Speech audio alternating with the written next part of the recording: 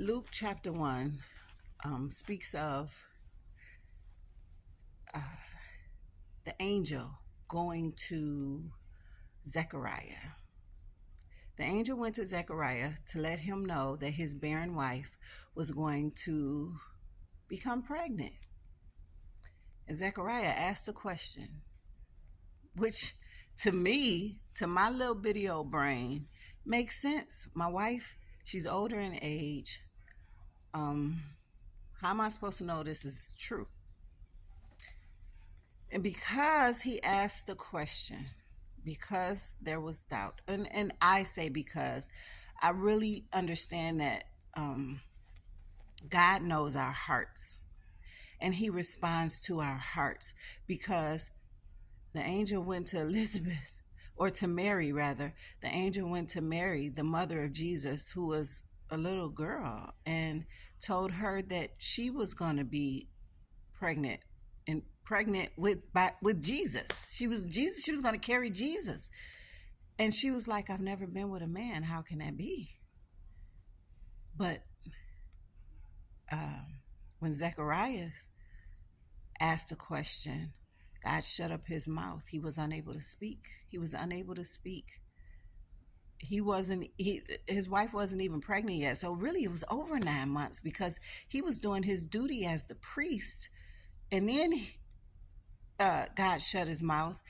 And then he went home and got his wife pregnant. And then she's pregnant for 9 months. And he was not able to speak until after the baby was born.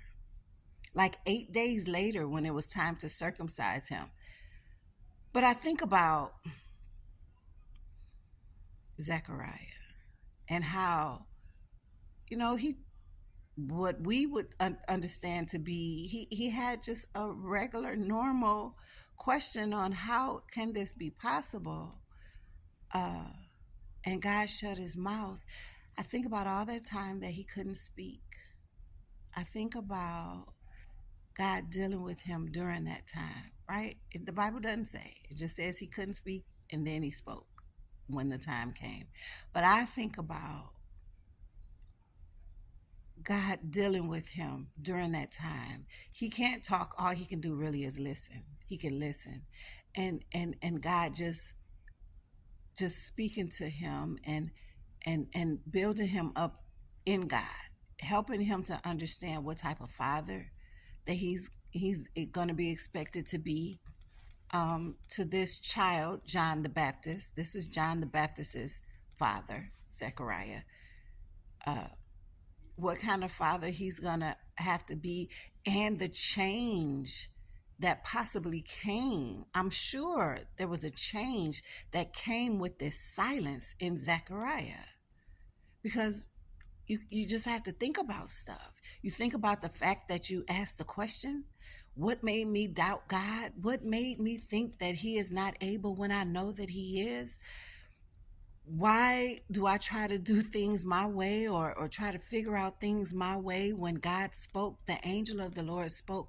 Why couldn't I just listen? Why couldn't I just agree with what he said, because what God says is true? The angel was speaking to me in the moment, in real time. We don't think like that. In real time, it's real time, and we see what we see in the natural. I pray that God gives me eyes to see in the spirit, not in the natural, because I'm totally wrong. I'm totally off in the natural. I don't understand anything spiritually when I'm thinking naturally. So I pray and I ask God to give me eyes to see in the spirit.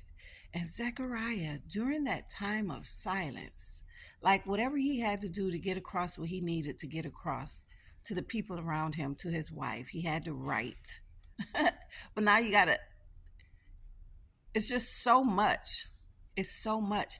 But I don't think it was so much bad stuff. I really don't. I think that was a time of quiet that he was able to hear God. In my mind, he was able to hear God and draw closer to God. so that when John the Baptist was born and the people around them, they doing all this talking and yapping, and you should call the baby Zechariah, name him after his father. And his wife Elizabeth was like, no, his name is John, because she believed what her husband told her the angel said, that they were going to name him John. And they were like, well, that's not the daddy, the people. It's always the people. That's not none of his daddy's name. His daddy's name is Zechariah. The boy's name should be Zechariah. Zechariah said, no, his name is John. He wrote. He didn't say it. He wrote it. His name is John. And then God loosed his tongue and he was able to speak. And when he spoke, God gave him the gift of prophecy, and he prophesied with the tongue that God loosed. I just imagine that being a moment for Zechariah, that not a moment, but a time, a season that he was able to spend with God. And then when God released his tongue and he was able to speak, he spoke the things of God, because now he is changed. Have you been changed? Have you been changed? Do you believe that God is who he said he is, who he says he is? Do you see him in your life? Do you look back over your life and recognize it wasn't you that did the miraculous things that happened in your life? The accident that you almost had but didn't have, it wasn't because you were a perfect driver. No, it was God's angels of protection that kept you and the person that was almost in the accident with you. It wasn't just you. He protected that person as well. Your relationships that you really, really wanted to be in and God just didn't let it work. It wasn't you. It wasn't you. It wasn't even the other person. You might be blaming the other person. It was God protecting you from what he knows is not good for you. It's God throughout our lives, the jobs, the houses, the cars, the spaces that we want to be in, the things that we see and want to touch. He doesn't allow us to, or doesn't allow those things to touch us, because he loves us. And so we have our moments of quiet time, and sometimes we ain't quiet when we need to be. We fussing and complaining and murmuring because we want what we want and we can't get it. Or we don't want this. When God put that in your life because it's good for you, it's helping you to grow in him, and you're trying to push it away. I want to be like Zechariah. In my mind, the way Zechariah was in my mind, because the Bible just says he couldn't speak and then he did speak. But in my mind, there was a time of silence and he was able to hear God. I want to be able to hear God. I want to be able to hear him and then move in obedience when I do. Even if obedience means sit still, be quiet, don't do nothing. Because I'm always doing stuff. Pray for me.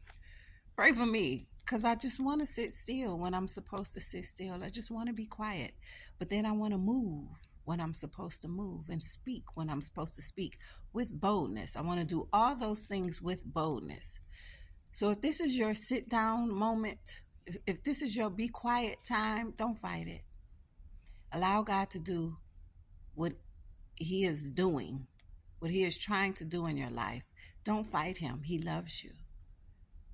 And then watch the blessing that comes behind it. It may seem hard, frustrating, and difficult right now because you can't do what you want to do. You feel bound, you feel tied up, you feel overwhelmed or whatever. But if you sit still and listen to the voice of God, ask him for ears to hear his voice.